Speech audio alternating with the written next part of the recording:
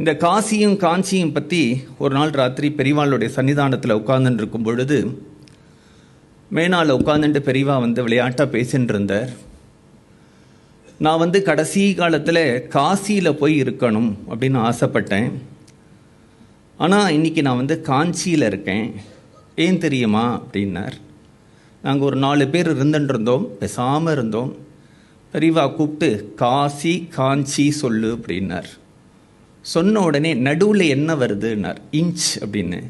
காசியை விட 1 இன்ச்சு கூட இருக்குது பற்றியா இந்த காஞ்சி. அதனால தான் நான் காசிக்கு போகாமல் இந்த ஊரில் உட்கார்ந்துருக்கேன் அப்படின்னு சொன்னார். அதே மாதிரி காமாட்சி அம்மன் சன்னதியிலிருந்து வெளியில் வந்தால் அன்னபூரணி இருப்பான். காசியில் யாராவது அன்னபூர்ணியை தரிசனம் பண்ணிட்டு வெளியில் வந்தால் காமாட்சி இருப்பாள். காசியும் காஞ்சியும் வேற இல்லை. அப்பேற்பட்ட ஒரு மகாட்சேத்திரம்.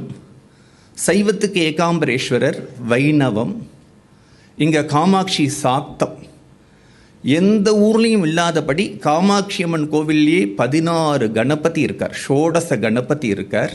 அதனால் காணபத்தியம்.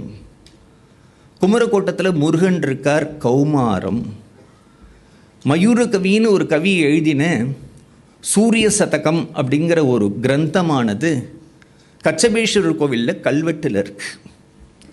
பித்துக்குளி முருகதாஸ் பெரியவாள்கிட்ட சொன்னார், எனக்கு கொஞ்சம் கொஞ்சமாக நேத்திரம் குறைஞ்சுட்டே வருது அப்படின்னு. உடனே இந்த கச்சபேஸ்வரர் கோவிலில் மயூர கவி சூரிய சதகம்னு எழுதியிருக்கார். அதை பிரிண்ட் எடுத்துகிட்டு போய் டெய்லி சொல்லிட்டு வான்னு உடனே அவருக்கு நேத்திரம் திரும்பி பழைய மாதிரி ஆரம்பிச்செடுத்து பெரியவாள்கிட்ட நான் என்ன பண்ணணும்னு கேட்டார். இதை நிறையா பிரிண்ட்டு போட்டு எல்லாருக்கும் கொடு, அவர்களும் அந்த பயனை அடையட்டும் அப்படின்னு.